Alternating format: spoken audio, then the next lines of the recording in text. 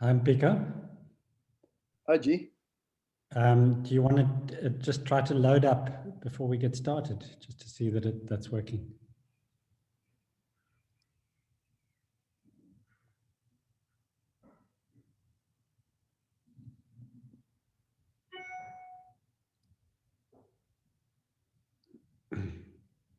There? Yeah, that looks good. Yeah, all clear. And just check your camera's working.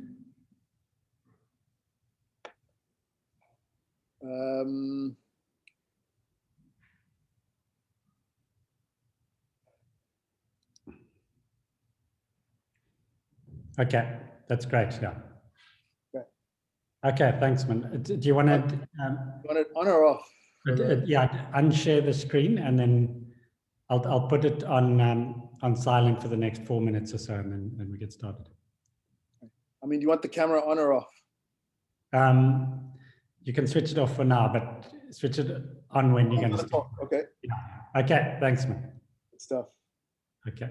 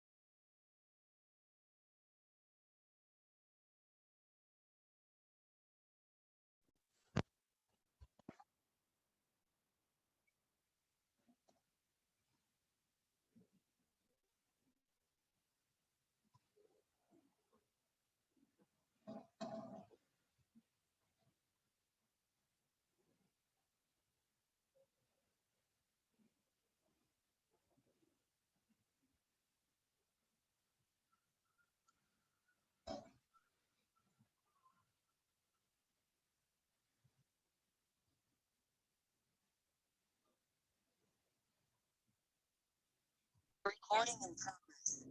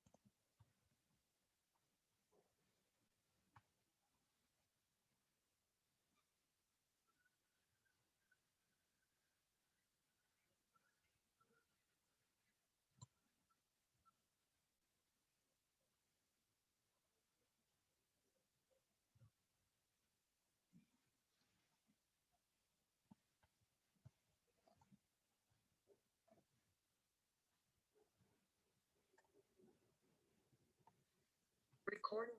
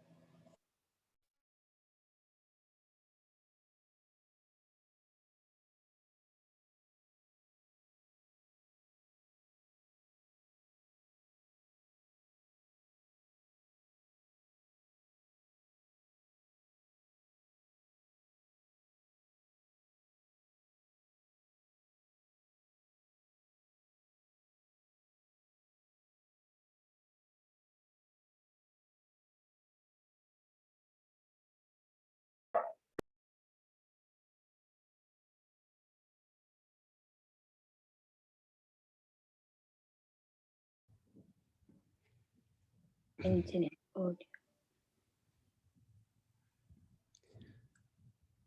Good afternoon, everyone, and welcome to this week's Department of Medicine Thursday meeting.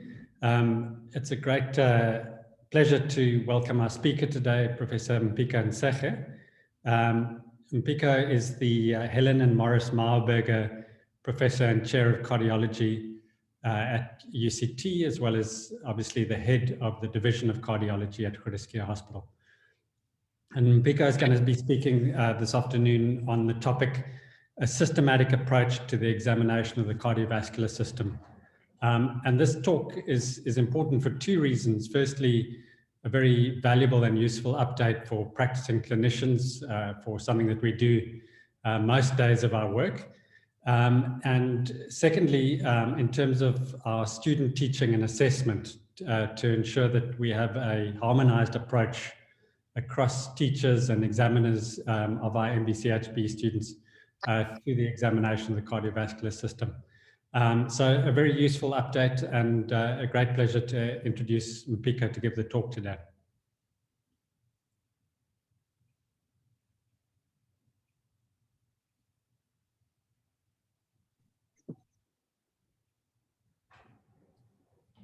Thank you for that warm introduction, Brent. Yeah. Can you hear me? Yeah. See my slides?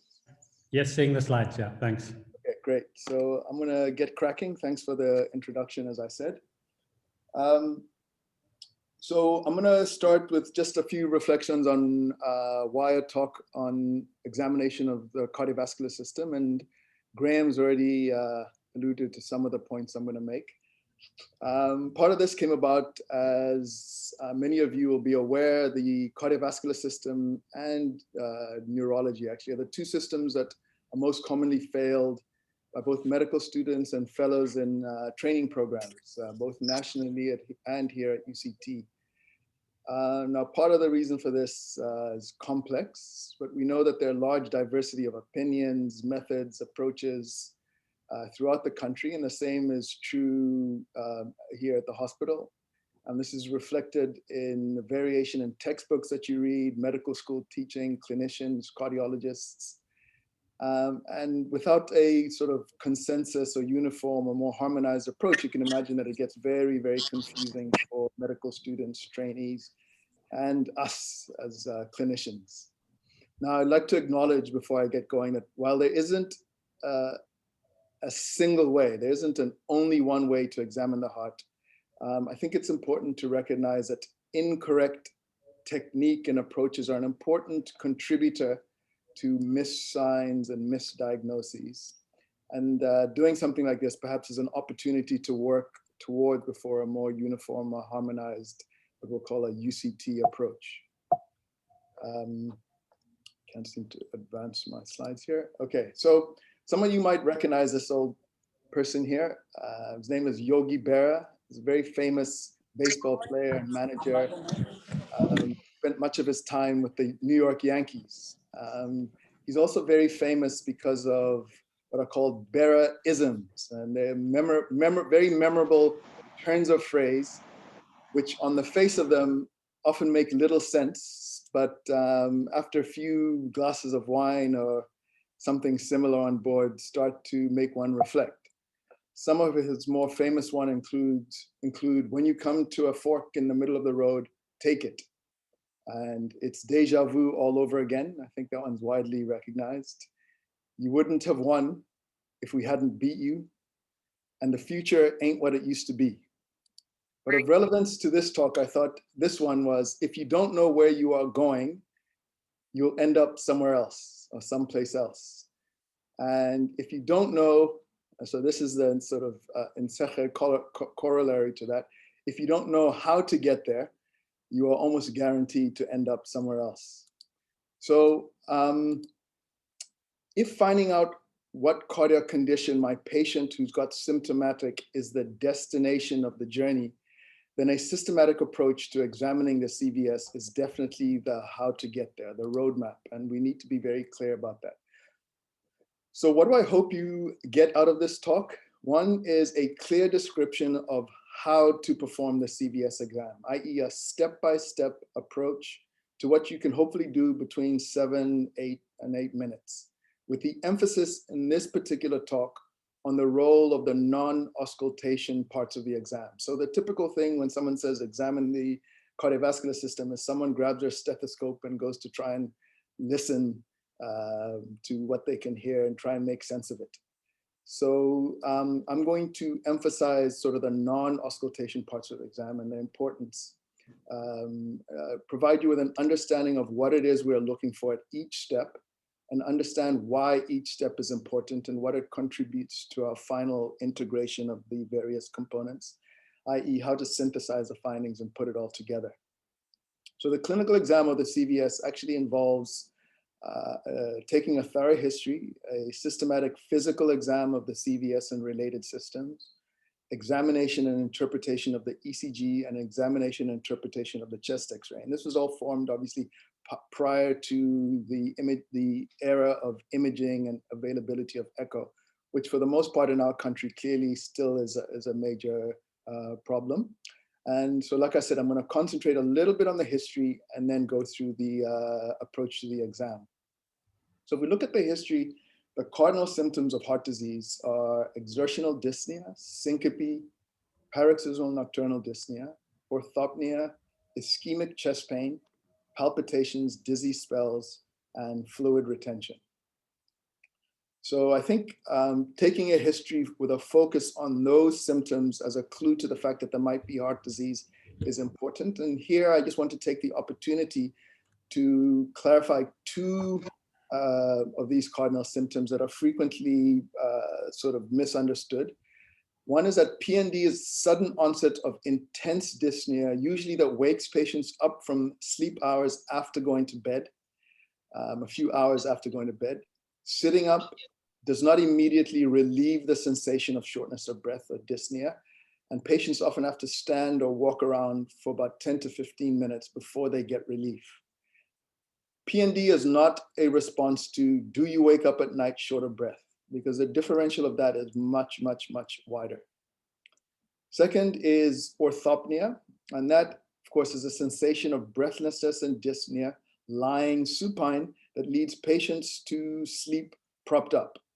And again, this is not a response to how many pillows do you sleep on at night, again, for which there may be a large number of reasons. So having taken a history, some suggestive clues from the history about the cardiac cause of my patient's symptoms, in a way, is the beginning of formulating an impression and cardiac diagnosis. So I thought I'd just put some examples that are important. If, for example, the predominant symptom on history is fluid retention, so you've clearly got a patient where the edema is way out of proportion to all the other symptoms. In fact, you may have anosarca or ascites.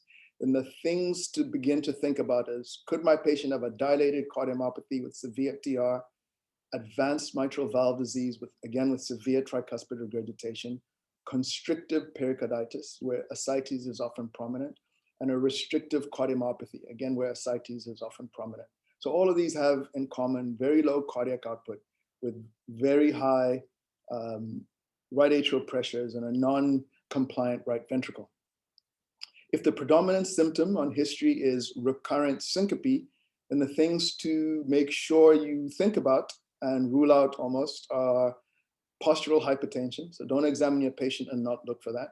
Evidence of LV outflow tract obstruction, i.e. in the form of aortic stenosis or dynamic outflow tract obstruction like HOCM, complete heart block, and of course a cardiomyopathy where rhythms like ventricular tachyarrhythmias are not infrequent. If the predominant symptom on history is recurrent chest pain, it's important to remember that not all cardiac pain, not all ischemic sounding pain is due to coronary artery disease. And it's important that we look on exam for clinical mimickers. And these again include aortic stenosis, aortic regurgitation, hypertrophic cardiomyopathy, usually with the obstructive form, but you can get it in non-obstructive as well, and pericarditis, which of course gives us a more pleuritic type pain and characteristic features. So step one really involves a general survey. I won't spend too much time on that. but there, and I'm not talking sort of about the emergency room situation where patients might look very different, but the body habitus is very important. Obesity is at epidemic proportions right now and contributes in a major way to patient symptoms, which either mimic or contribute to heart disease. Pregnancy, thyrotoxicosis, febrile illness, stigmata of infective endocarditis, all important precipitants of heart failure and cardiac symptoms. And then the sort of jackal that all students are taught. And here it's to keep in mind that of relevance to the heart is that patients may be mildly jaundiced if they've got a congested liver, they've got a prosthetic valve and they're hemolyzing. Important to think about anemia. In patients with infected endocarditis are often anemic, or they may have had a recent bleed as a precipitant of their symptoms. Look carefully for clubbing for the reasons I've outlined there. Cyanosis and cyanotic congenital heart disease, which I won't be covering today. And of course, edema. So step 2 really is measurement of the blood pressure and understanding its role in heart disease and what abnormalities of the blood pressure might help us in terms of understanding our physical findings. So the questions really one wants to ask include, is the blood pressure high? Is there a postural drop? What is the pulse pressure? And here that is defined by a systolic minus diastolic pressure. Are the blood pressures equal in both arms? And is there a pulsus paradox greater than 10 millimeters of mercury? And the answers really are important here because if the blood pressure is high, again, it's important to recognize that hypertension is the single biggest contributor to cardiac disease globally. It contributes to as a major risk factor for coronary disease. It is a cause of aortic regurgitation, hypertensive heart disease, which can manifest with both heart failure with preserved ejection fraction and heart failure with reduced ejection fraction.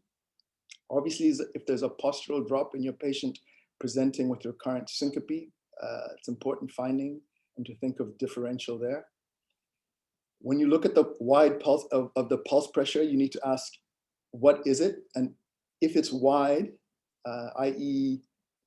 the magnitude of the pulse pressure is double the diastolic pressure, then you need to think about conditions like aortic regurgitation and high output states. If it's narrow, consider severe AS and advanced systolic dysfunction, although I must say that integrating a narrow pulse pressure has not been a habit in either my practice or most people I know. And then of course, if there are discrepant blood pressures, to think about conditions like dissection, coarct, and Takayasu's. And of course, if there's a measurable pulsus paradox and it is high, then to think about tamponade and pericardial disease syndromes. Pericardial syndromes.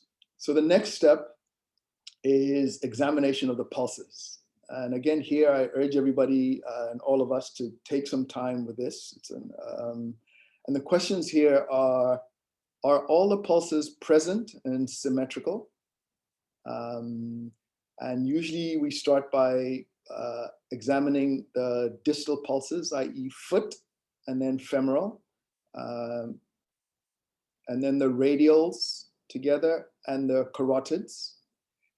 I think it's fair that while there's additional information one could derive from examining the popliteal and brachial, in terms of their presence, it is fair to assume that if the distal pulses and the central pulses, i.e. radials and carotids, foot pulses and femorals are present, then the pulses in between are usually present and symmetrical. The next is to ask, is there radiofemoral delay, particularly in the young population of hypertensives that we frequently come across? What are the rate and the rhythm? There you can ascertain that by examining the radial pulse. And what is the pulse volume? And the pulses that give us the greatest amount of information here are large volume pulses and the carotid and femoral in particular. And what is the character of the pulse? Is there a character abnormality? And the common character abnormalities to look for are a slow rise plateau pulse, a rapid rise, i.e. a brisk pulse, usually with normal volume, a rapid rise and rapid fall, otherwise known as collapsing pulse, the Bispherians pulse, in which you can palpate two impulses in the pulse, and a palpable paradox. And I'll go through some of how one elicits this. This is really just the steps. So if we do find missing or asymmetrical pulses, again, some of the things to think about are peripheral vascular disease. If your patient's in atrial fibrillation, you need to think about, and they've got missing pulses, have they had peripheral emboli, or the other way around, if they've got missing pulses, you think, could they have AFib, or could they have infective endocarditis? And again, Takayasu's and other vasculitides, always important to think about. Radiofemoral delay, I've already discussed. The rate and the rhythm, and usually the importance here are the rhythms that you'll pick up are atrial fibrillation, bradyarrhythmias. So many, a heart block is picked up because somebody examined the pulse and found it to be unacceptably slow. Tachyarrhythmias similarly. The pulse volume, if it's low, think about conditions like aortic stenosis, mitral stenosis, and cardiomyopathy, and other advanced cardiac disease with low cardiac output is the implication of a low volume pulse. If it is high versime, aortic regurgitation and hypertrophic cardiomyopathy. And again, conditions outside of the heart, like high output states, thyrotoxicosis, sepsis that we've already spoken about. And then there's the character abnormalities, which I've described. So I'm gonna just look at some of these more common character abnormalities and look at how we elicit them, and start with the slow rising plateau pulse of aortic stenosis. So just a little bit of integration of some cartoons to illustrate. So over here is what normal LV systole looks like in the absence of aortic stenosis. So the left ventricle actually ejects blood out into the aorta fairly rapidly. This here is a tracing of the LV, the pressure tracing in the LV as it ejects blood. And what you see here, what's important, is pressure rises very rapidly. This is the area, this is the aortic trace till it reaches the aortic valve pressure and opens the valve, and it reaches the peak pressure in both the aorta and the left ventricle fairly rapidly. So this is a depiction really of the rapidity with which peak aortic pressure is reached in someone without aortic stenosis. This cartoon shows us what happens when there is aortic stenosis, and the important thing to note here is the slow the time it takes for the left ventricle to eject all the blood from the left ventricle in the aorta. So as opposed to the rapid equalization of pressures and the rapid time to peak, there's a delay. And if you examine the carotid, what you feel, this cartoon here is meant to show us normal and what we see in aortic stenosis. So over here to the left is, if I can just make the sound, sort of a doof, doof. And what we feel is really similar, doof, doof. And then in someone with aortic stenosis, what we feel is the slow rise, okay? And once it gets to its peak, there's still this long sort of plateau phase. So what we feel is a diminution of the volume and the slow rise and plateau phase of the pulse, okay? As opposed to the doof, doof, doof, you see this much more slow, rounded edge to the pulse. What I've done here is actually just this week, I had someone in his 50s with aortic stenosis, and put my thumb on his pulse, and actually, it's not something we often do, but what this illustrates very nicely, you will see the slow rate at which my thumb rises as I've gently pressed on, this is his cricoid they can see here, on his carotid artery. Okay, so this gives an impression as opposed to the much more rapid rise one would get where it isn't any aortic stenosis. So that's a nice sort of visual representation of what the slow rise aortic pulse looks like. The other common pulse that we teach students and trainees to look for. And again, I would suggest that you do this on a routine basis so that it becomes habit and you don't just look for it when you think it's time to look for it, is the so-called collapsing pulse. I should say up front that the term collapsing pulse is quite confusing. When you ask students, what does a collapsing pulse mean? They often say that when you, they'll show you the technique and you say, what are you supposed to feel for? And they'll let you know that the pulse collapses or disappears when the arm is raised. So a better term is a much more descriptive term, which is a rapid rise and rapid fall with increasing pulse volume when one raises the arm well above the right atrium. So the steps are that one should feel the radial pulse in the right arm, assuming one, in the right arm, and then place the hand in a position where you cannot feel the pulse any longer. And then the idea is to raise the arm straighten the arm and raise it well above the right atrium, and then feel for a significant increase in the pulse volume. All right. So the physiology behind that is that when you increase the right arm well above the right atrium, you increase by increased venous return the end diastolic volume. And when that increased end diastolic volume is contributed to by the venous return and the aortic regurgitation, stroke volume increases by Frank-Starling mechanisms. So you remember Frank-Starling really just shows us a relationship between the left ventricular end diastolic volume and pressure and the stroke volume. And so when venous return increases, you operate on a higher portion of the Frank-Starling curve. Again, in terms of what we feel, this is the pulse in the radial. And again, you see here that it's just that doof I was describing, quite rapid.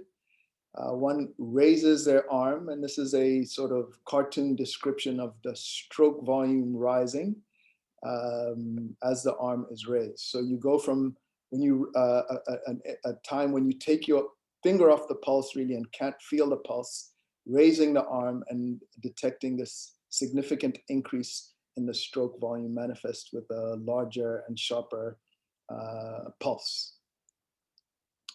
Okay, so there are two methods I've just illustrated here of eliciting this, and this is the one test for which I'm very happy to teach both. I think they're equally effective, and one just really has to get used to one and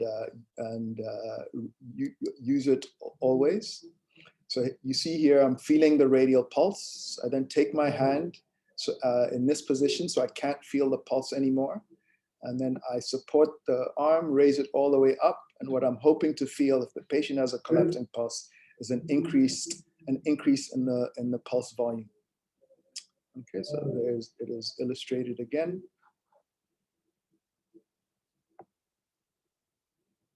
Great. The second method is one where I feel the radial pulse down here in the distal radial groove, and then sort of feel the pulse along the radial groove until I cannot feel it anymore. Okay, and then I repeat the raise the arm movement. So do that, can't feel the pulse anymore, straighten the arm, wait a few seconds, and if the pulse volume goes up significantly, then I'm happy that I've got a collapsing pulse. Okay, and again, my differential there, things I need to think about is, could my patient have aortic regurgitation? Could there be other high runoff like a PDA, patent ductus arteriosus, or could they have an AV fistula? This is a very sensitive sign. It's not specific, but again, an important clue to going to listen for aortic regurgitation later. Aortic regurgitation, as you all know, is a very high-pitched murmur and is frequently missed. So if you start with a stethoscope and hope to hear the murmur and then go looking for the collapsing pulse, you often doesn't work because it's a difficult murmur to pick up unless you're specifically looking for it. So after examination of the pulse comes the examination of the jugular venous pressure. And I should say here that this is a component of the exam that I think collectively we miss most frequently, miss the raised venous pressure and its implications most frequently. It's a very difficult one, and it's the one component of the exam that I think is most susceptible to techniques, to sort of failure of technique, so to speak. So the questions I need to ask myself is the JVP elevated? If so, high, how high? What is the waveform? And what is the response of the JVP to inspiration? And here, if it's elevated, usually it just tells me that my patient is fluid overloaded. And from the cardiac point of view, fluid overload implies diminished cardiac output and activation of the renin-angiotensin system. Alternatively, I could be normal volemic, but have a very non-compliant right ventricle. And we see this in the setting of conditions like acute right ventricular infarction or inferior infarction complicated by RV physiology, where the patient's clearly euvolemic, but they've got a very high venous pressure, and that really is related to non-compliant right ventricle. We see this in pericardial syndromes, acute pulmonary emboli, and chronic pulmonary hypertension. So again, we say if so, high, and usually that the height of the venous pressure is a marker of severity of disease progression, and it also might help therapeutically. So if I have someone in heart failure with a raised venous pressure, one of the ways I know my treatment is working is I change in the height of the venous pressure. What is the waveform? Again, this is something that is difficult depending on the level of experience and expertise, but it's important and provides useful information. And what is the response of the venous pressure to inspiration? Okay, and of course, Kussmaul sign is the thing we're looking for there. So in terms of the steps, how do we do this? Okay, it's very important to position your patient appropriately. Ideally, 45 degrees is the ideal degree, but between 45 and 60 is fine. A lot of what is normal versus not has been studied at 45 degrees, which is why it's the ideal sitting position. We need to make sure that there's adequate light, and we need to expose the patient's neck without flexing the sternocleidomastoids or flexing them, yeah. We need to look and identify the venous impulses in the neck once we've positioned our patient and made sure that they are comfortable. And here I strongly recommend the ear and the belly button technique, which is a sort of local cardiac clinic adaptation of the usual, and I will go into that in a little bit. And then once we identify an impulse in the neck, we need to confirm that the impulse is indeed venous and not arterial. And there, what we're looking for really are two peaks, two troughs. We need to do this by putting a finger on the pulse. I think there's background noise there. I don't know if someone could turn off their volume, please. Finger on the pulse. And if we are unsure that what we are looking at is arterial or venous, and then one can always consider the abdominojugular reflux, okay, as that is much more sensitive and specific for identifying the venous pressure. I know many of the books teach that we need to sort of feel in the neck and try and compress the venous pressure, et cetera, et cetera. It is true that here we see a lot more rheumatic heart disease and valve disease and conditions where pulmonary pressures are very high, the severe tricuspid regurgitation, and it's often difficult to compress the venous pressure under such circumstances. And in the setting of TR, for example, the venous pulse is palpable, and one often arrives at incorrect conclusions on that basis when you touch. So again, it's helpful to look at frequently encountered errors of technique that I was talking about in terms of examining the venous pressure. So one very common one is positioning of the patient. So I always joke with students and say that I think these beds were designed by cardiologists because they're almost designed so that you can put your patient at the correct angles. This is 45 degrees on our beds. And if you look at this patient, he looks, the bed's in the right position. It's been angled at 45 degrees. If you look only at his head, you might think that you are completely satisfied.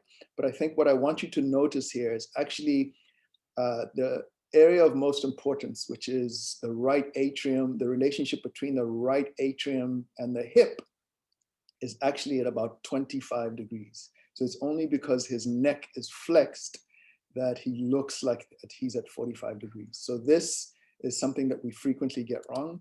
45 degrees really speaks to putting the hip in this bendable crevice and making sure that the angle from right atrium to hip is 45 degrees and there's continuum to the internal jugular. Only then is this an estimation of the right atrial pressure. So in the previous picture that I showed you, it isn't. Okay. The next thing is, that frequently happens, and again, due to nobody's fault, because all the books tell us to do this, and they say, turn your head to the left or turn your head to the right.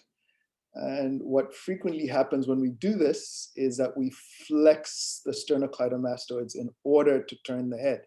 It makes sense. That's because you use those muscles to turn the head one way or the other. It makes sense that you're going to get these flexed muscles. And if you're talking about subtle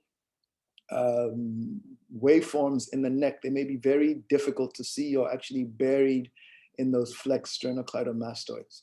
What you actually want are nice, relaxed muscles and full exposure of the neck. And this is frequently much better realized by just asking your patient or gently helping them lift their chin so you can expose the neck. And actually, without them doing much, you can have a look using the ear and the belly technique at both the left or the right and the left side of your patient's body. Okay, the next thing that I think we don't quite appreciate or forget often, and again, I will blame all the books that we read, or many of them anyway, is how we look at the neck. So this is a prime example of, you've got your patient in front of you, and the natural thing to do is to look at the neck from the level of the patient's ear, so to speak. The problem, of course, is that our eyes only see in 2D, and it can be very, very difficult to look at impulses that are coming straight out at us unless they are incredibly prominent, like someone with tricuspid regurgitation. So just to illustrate this point, this is my hand, okay? And at the beginning of the little clip here, my middle finger is moving, but it's very difficult to see. Whereas when I look at it at this angle, it's much, much easier to see because I'm along the plane of the finger and I can see the up and down movements much, much easier. Okay, so let me just, now that I've described what it is I'm trying to illustrate, I'm going to take a break. In this position, it's very difficult to see that my finger is actually moving, whereas in this position, it's much easier. The same is true of the neck. If I look at the neck, looking on straight on, and there's a venous pressure and it's subtle, it might be much, much harder to see the venous pressure looking out at me, okay? Whereas if I put my ear in the belly button and I look at the neck from below, so to speak, and there are impulses going up and down, moving this way, they are much, much easier to appreciate. All right, so just a helpful, again, small little technique that might help us identify the venous pressure much more frequently. Okay, so once we've identified impulse in the neck and we have put our finger on the pulse and noted that there are two impulses, usually an A and a V, or CV or X and Y descents, the key things there are that all of those are totally dissynchronous or asynchronous with the pulse, that there's a double waveform, and if necessary, the abdominal jugular reflux will shift the top of the JVP much further up in the neck, whereas it won't do anything to the pulse. So once I've identified the height of the highest point of the JVP, I will then draw a straight line from that point, okay, parallel to the floor, and then take a ruler and place it at the sternal angle to transect the venous line at 90 degrees. So this angle here must be 90 degrees. So the distance from the sternal angle to this line where it's transected is the height of the venous pressure in centimeters. So a normal venous pressure is less than 4.5 centimeters at 45 degrees. Okay. Now, most of us don't necessarily carry around venous pressure. So what you can do is take a finger, the number of fingers is equivalent to a centimeter, and just learn what your equivalent 4.5 centimeters.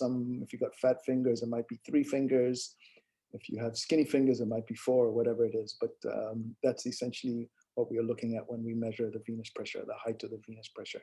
In terms of the waveforms, again, I appreciate that this is a much more finer, subtler art in the examination, but again, does provide very important information. So the trick of identifying what you are looking at isn't very difficult.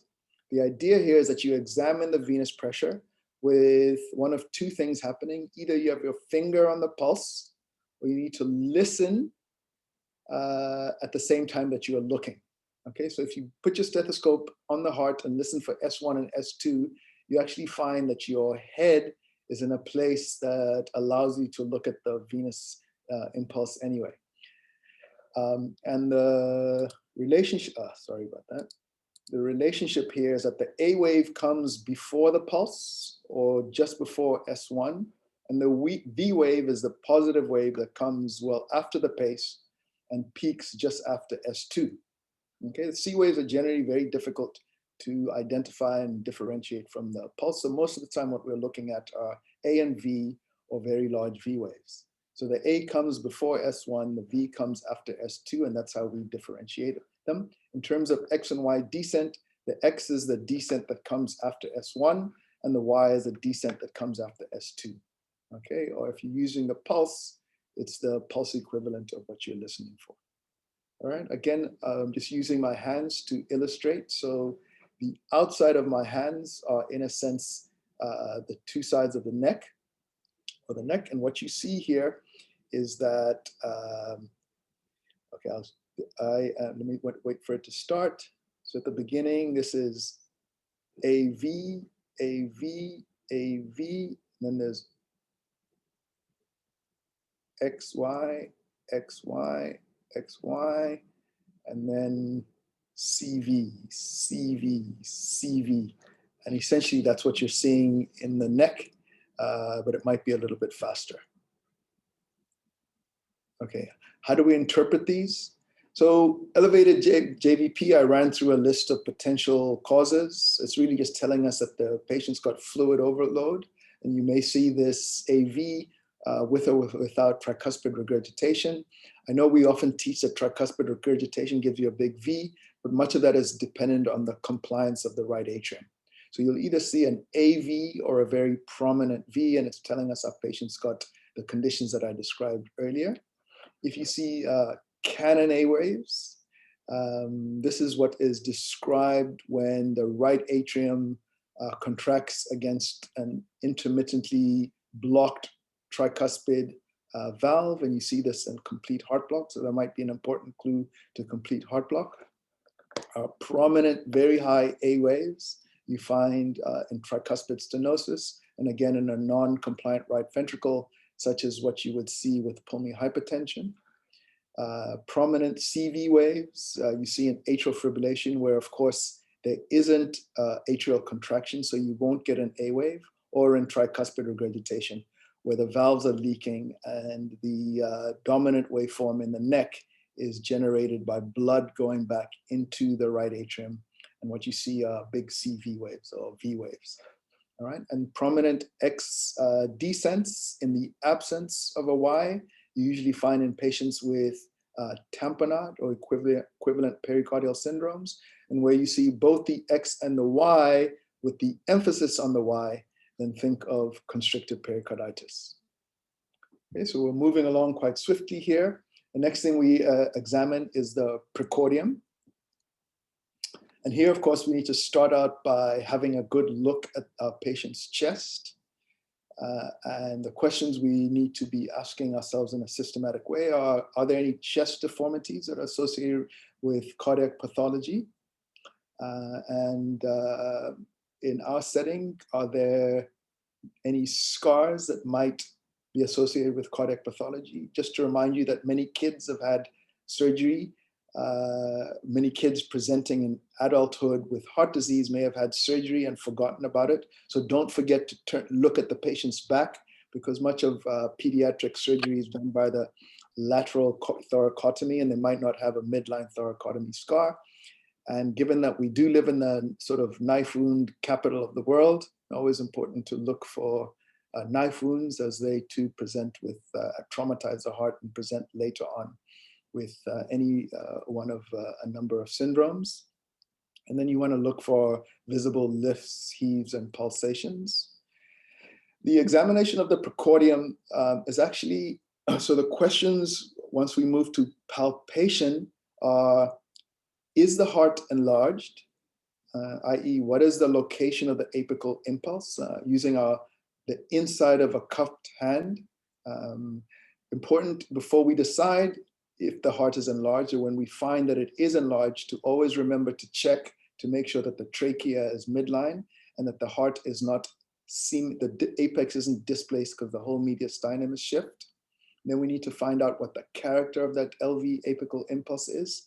And here, I think that just to simplify things really, displaced APCs tend to be volume loaded, okay? If the apex isn't displaced, the kind of character you will find is pressure load and a palpable S1. Both volume and pressure can give you a sustained lift, and that has implications.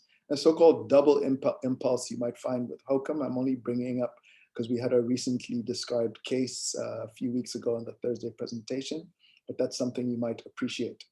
We then move over to the parasternal area and want to find out if there's a parasternal lift using the palm of our hand.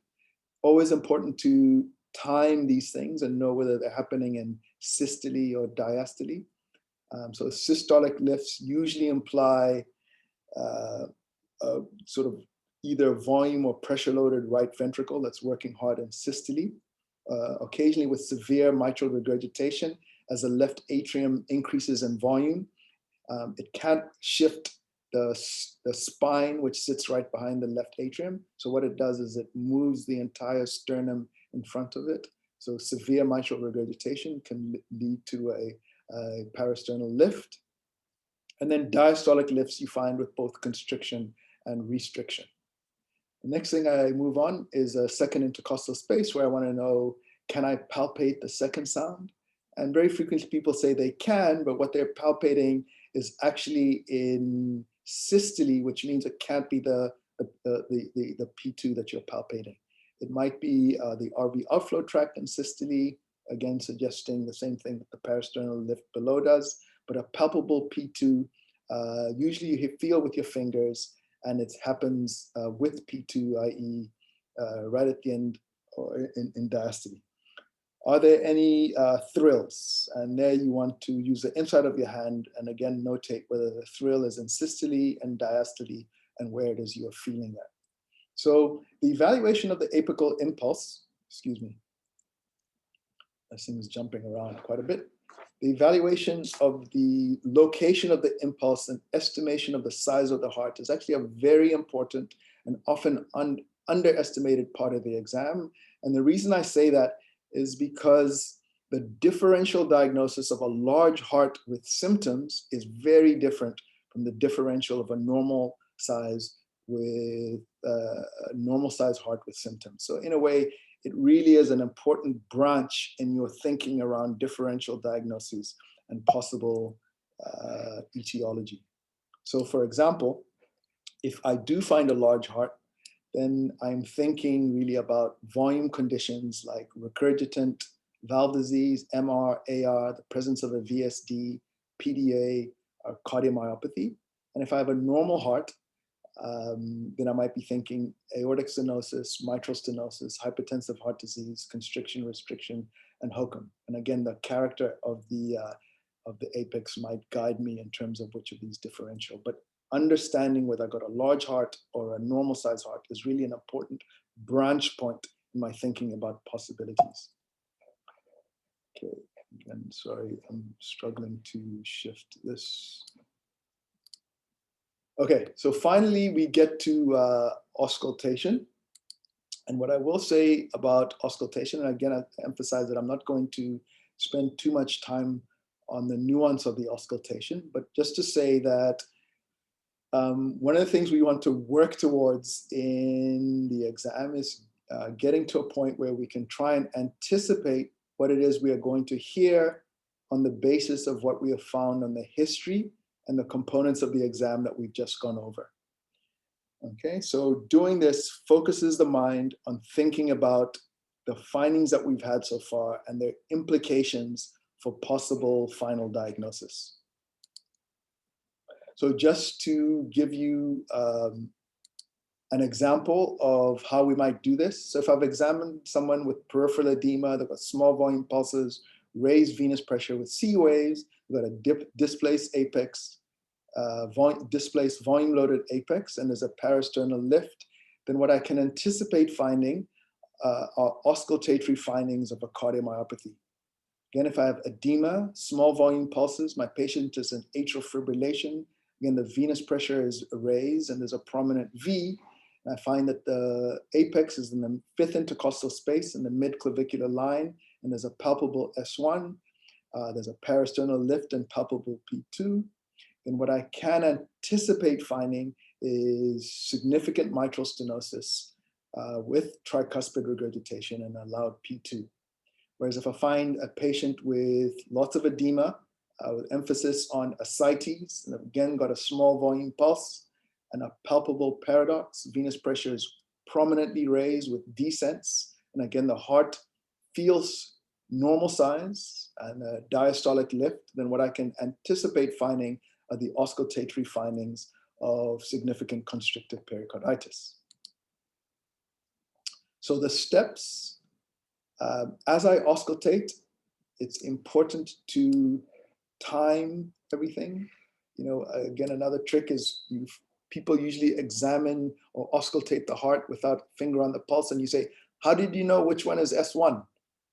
And actually the only way to know is by having a finger on the pulse. And I can see Dr. Stevens is in the audience. He often used to catch us out, particularly with the murmurs, and say, that's incompetence, doctor, but not of the murmur. And anyway, so finger on the pulse. You want to listen with the bell for low pitch sounds and diaphragm for the rest. And the low pitch sounds, of course, are MD, M, and S3. I think it's very helpful to listen in the same order as you palpate, i.e. start at the apex. It's also very helpful to record your findings at each area, or think about your findings at each area. And then in terms of evaluation of the sounds, the S1 is best heard and evaluated at the apex, the A2 and P2 in the second intercostal space on either side of the sternum. So the question I need to ask myself, are the S1 and S2 normal, loud, or soft? Does the S2 split normally? Do I hear any added sounds such as clicks or S3?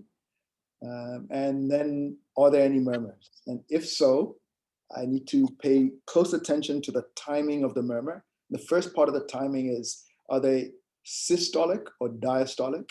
And the second part of the timing is, are they pansystolic or ejection systolic? Are they mid or late? And of course, that is something that is very difficult to kind of describe in a presentation such as this. I need to record the location of loudest intensity of my pansystolic murmur. I need to understand the radiation pattern. And importantly, I need to grade the murmur. Systolic murmur is graded 1 through 6 and diastolic 1 through 4. And then it's useful, depending on the murmur, to record the response to maneuvers. And I should say here that there are not many maneuvers that are particularly helpful on auscultation. The 1 or 2 or 3 to keep in mind are, on inspiration, it's really to differentiate between pansystolic murmurs and decide whether your patient's got tricuspid regurgitation, because often if they've got really loud mitral regurgitation, it might be difficult to hear the TR. So inspiration increases the intensity and loudness of tricuspid regurgitation. Breathing out, sitting a patient forward and breathing out and listening at the end of expiration helps you hear aortic regurgitation better. It doesn't make the murmur louder. It just moves the lingula out of the way and in a sense empties the lungs of any air, which might interfere with the acoustics, so you can hear the AR much better. Remember, we've now found a collapsing pulse, and we're really interested to find out if our patient's got AR. So that's a maneuver that might help there. And then again, with hokum, squatting and maneuvers, that's probably the most important one for bringing out the murmur of hypertrophic cardiomyopathy. In terms of some sort of helpful tips, sorry, I put this in the wrong order. I think it's very useful and helpful to learn and understand the cardiac cycle as you try and appreciate and integrate auscultatory findings and understand what they mean. I think it's very important to spend time differentiating or appreciating how to differentiate an ejection systolic murmur from a pan-systolic murmur. Okay, and remembering that a pan-systolic murmur starts immediately with S1, whereas ejection systolic murmur, there's usually a gap during the period of isovolumetric contraction before the aortic valve closes. And because ejection systolic murmurs are usually crescendo, decrescendo, the second sound following ejection systolic murmur is usually very, very crisp and clear, and it almost sounds like there's a gap just before the second sound. Okay, it's also very important to differentiate an early diastolic murmur from a mid diastolic murmur, again, because the differentials are just so different. Okay, so you can't get mitral stenosis from an early diastolic murmur, for example, which is what people frequently do because they remember, oh yeah, mitral stenosis is a diastolic murmur. In early diastole, it can only either be aortic regurgitation or pulmonary regurgitation, whereas the differential for an MDM is a little bit broader. Okay, in the 1 or 2 minutes I've got left, so I would like to make just a few things. So one is in the era of POCUS, echo, MRI, etc. Many people ask sort of the elephant in the room question, which is why bother mastering the cardiovascular exam? And the answers in a sense are obvious, but worth repeating. This is a simple, cheap, accessible, always available tool. And the same is not true for imaging. And even in a hospital like this, or where you might have the imaging, the expertise is not always readily available to interpret what it is, the pictures you've acquired. And we've seen some real disasters because of overinterpretation of these things. And to remember that we are physicians, clinical impression matters. We need to integrate epidemiology, demographics, social and family circumstances, and importantly, the physical exam to form that impression, make that diagnosis. And then finally, appeal to the trainees that are listening. I think this is really part of forming good habits and discipline.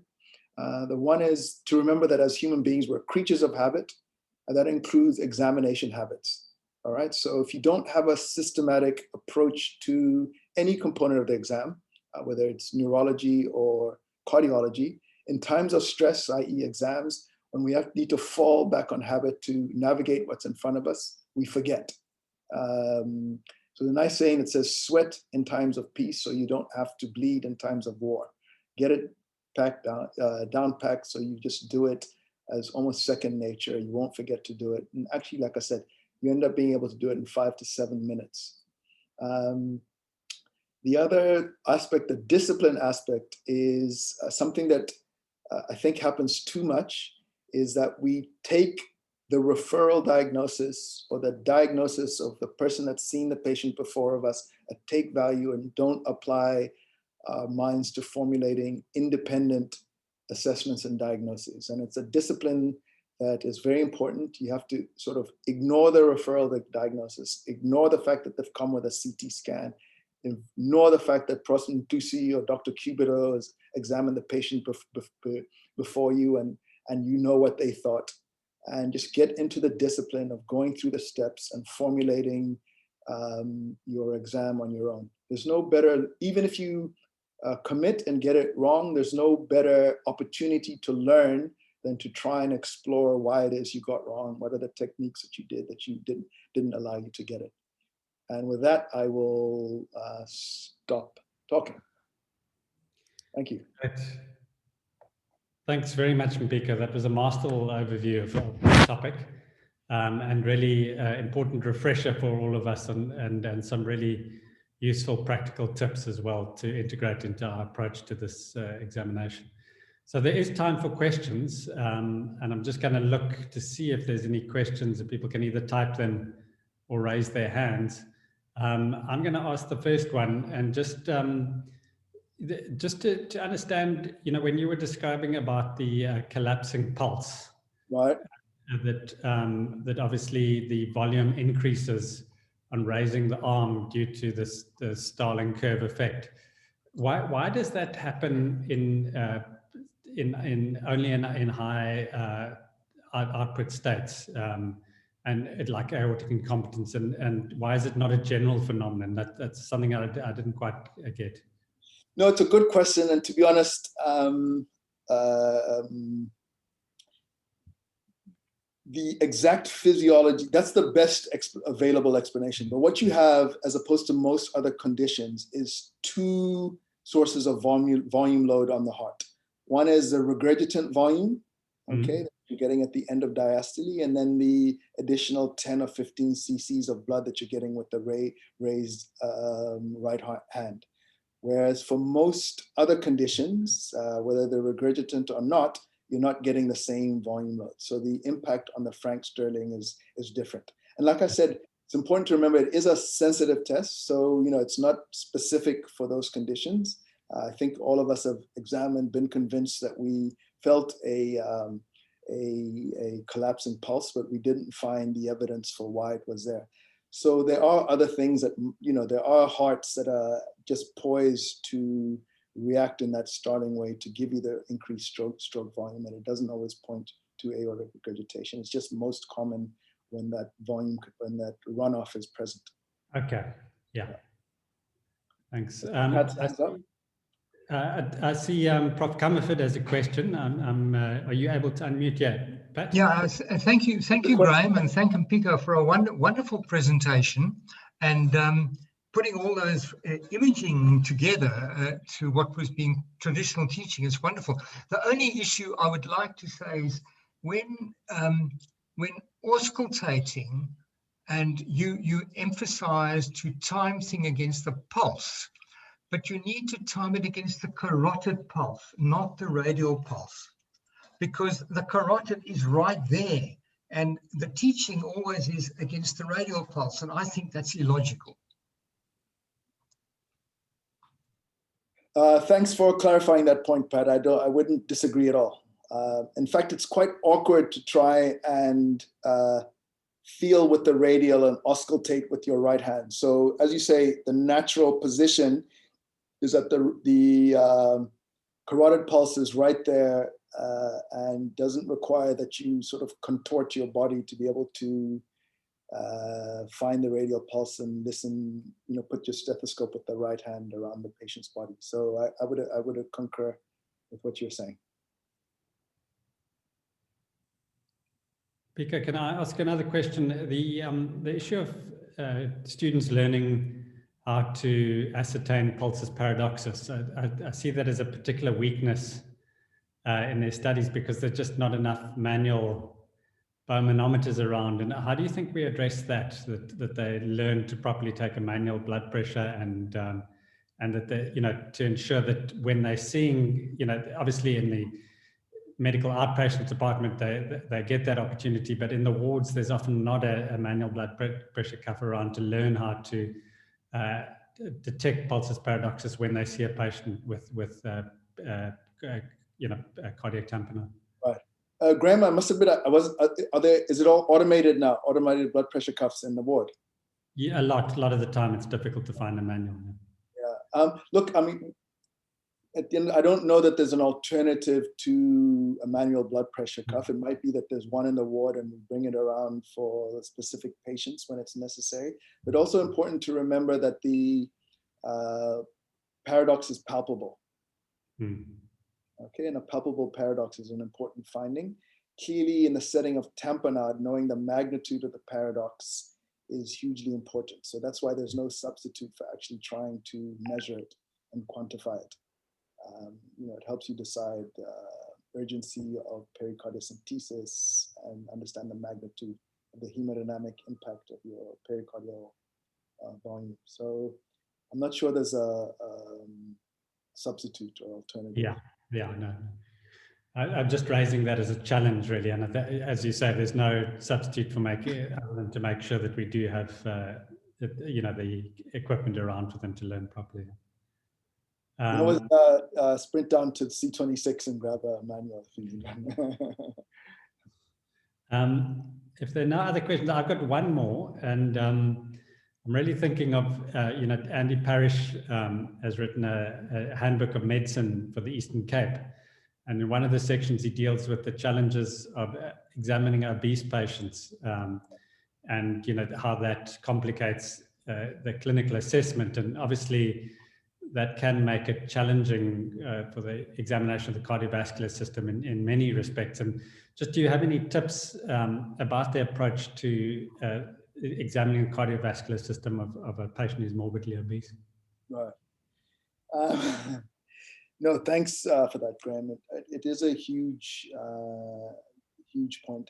As you know, the issue of obesity is not, the challenge isn't really only about the physical exam, because imaging the obese patient is very difficult. So echo windows are very poor. Sometimes they are too obese to get into our alternative imaging tools like CT scans and MRIs. We can't fit them on our cath tables. And if there is something there, we often can't operate on them because they're too heavy for our tables. So, it is a real problem. I think, one of the things we didn't talk about is positioning of the patient and examining in the left lateral decubitous position, and then having to think through how to understand and interpret the findings of someone that you've examined in the left lateral decubitous position. But what that does allow is for the heart to come up right against the chest and sometimes help, particularly on auscultation. But in terms of palpation, I think it's very, very difficult to understand what you are getting. I think one of the things about the obese patient is it is where history becomes even more important, and to remember that what it is obese patients are particularly prone to getting. So, obesity, we know, is a major risk factor for heart failure with preserved ejection fraction. So the obese patient presenting with dyspnea, and you can't find anything, always keep in mind that that's important. It's integrating the other tools that I hadn't spoken about. What does the ECG show? Is there left atrial hypertrophy on the ECG? Because even if we can't pick up LVH, they talk about left atrial hypertrophy being the HbA1c of the cardiovascular system. If the left atrial pressure is up, it's an important clue. And then we have to start to think about other things like biomarkers, BNP, etc., as potential aids to helping us take the patient forward. But you're absolutely right. You've identified a subset of patients for whom sort of standard techniques of examining patients, as I indicated, in terms of the spectrum of examinations that we'd use, becomes very difficult. Yeah. You're on mute, Graham. Pat, I don't know whether that was the previous hand that's up. Probably. If that's the case, then I don't see any further questions. And just to say once again, Mpiko, thank you very much for huge amount of work that you put into preparing this talk. And I think it will achieve its target of providing it a harmonized way, for examination of the cardiovascular system across our department and the way we teach it to our students and assess it. And as I said, I took out some very useful tips today that I'll sort of integrate into my practice. So thanks very much for that. Thanks for inviting me to do this, Graham. Great. Oh, good, she's there. How are you?